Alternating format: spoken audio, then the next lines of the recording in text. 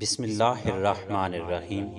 محترم ناظرین، یہ واقعہ امام شافعی رحمۃ اللہ علیہ کے زمانے کا ہے۔ ایک بادشاہ اور اس کی بیوی خلوت میں تھے۔ بادشاہ کا موڈ اچھا تھا، لیکن کسی وجہ سے اس کی بیوی غصے میں تھی اور بادشاہ سے ناراض تھی۔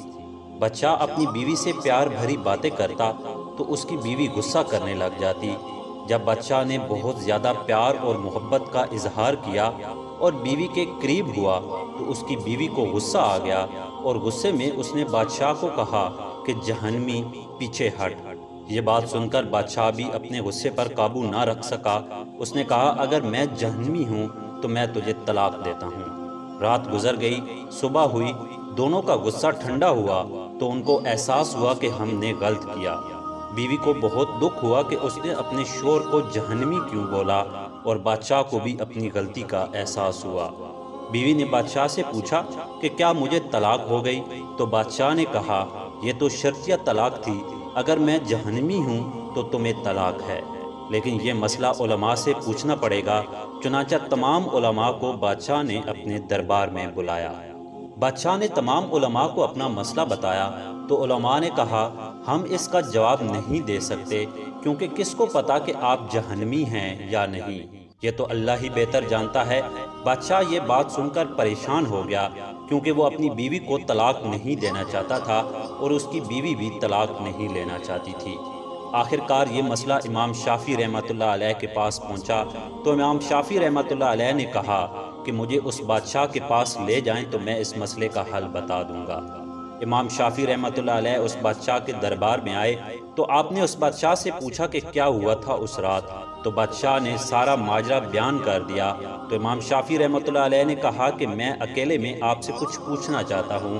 امام شافعی رحمۃ اللہ علیہ نے بادشاہ سے پوچھا کہ کیا تمہاری زندگی میں کوئی ایسا واقعہ ہوا ہے کہ تمہارے لیے گناہ کرنا آسان ہو اور تم نے اللہ کے ڈر سے اس گناہ سے کنارہ کر لیا ہو؟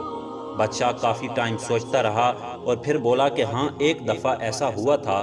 تو امام شافعی رحمۃ اللہ علیہ نے بادشاہ سے پوچھا کہ کیا ہوا تھا؟ بادشاہ نے بتایا کہ ایک دفعہ میں کام کر کے اپنے کمرے میں آیا تو وہاں ایک کام کرنے والی لڑکی کمرے کی صفائی کر رہی تھی، تو اس کو دیکھ کر میری نیت خراب ہو گئی اور میں نے دروازے کو بند کر دیا اور اس لڑکی کی طرف جانے لگا۔ اس لڑکی نے جب دیکھا کہ میں نے دروازہ بند کر دیا تو وہ میرا ارادہ سمجھ گئی، تو اس نے مجھے کہا کہ اے بادشاہ اللہ سے ڈرو اور مجھے چھوڑ دو۔ تو اس کی یہ بات سن کر میرے دل میں اللہ کا خوف آ گیا اور میں نے اس لڑکی کو جانے دیا، حالانکہ میں اس کے ساتھ اپنی خواہش پوری کر سکتا تھا، مجھ سے پوچھنے والا کوئی نہیں تھا، لیکن اللہ کے ڈر سے میں نے اپنا ارادہ تبدیل کر دیا۔ تو امام شافعی رحمۃ اللہ علیہ نے بادشاہ سے کہا تمہاری بیوی کو طلاق نہیں ہوئی۔ جب امام شافعی رحمۃ اللہ علیہ نے یہ کہا تو باقی علماء غصہ ہو گئے کہ آپ کو کیسے پتا کہ بادشاہ جہنمی نہیں ہے؟ آپ کیسے کسی کو جنت کا ٹکٹ دے سکتے ہیں؟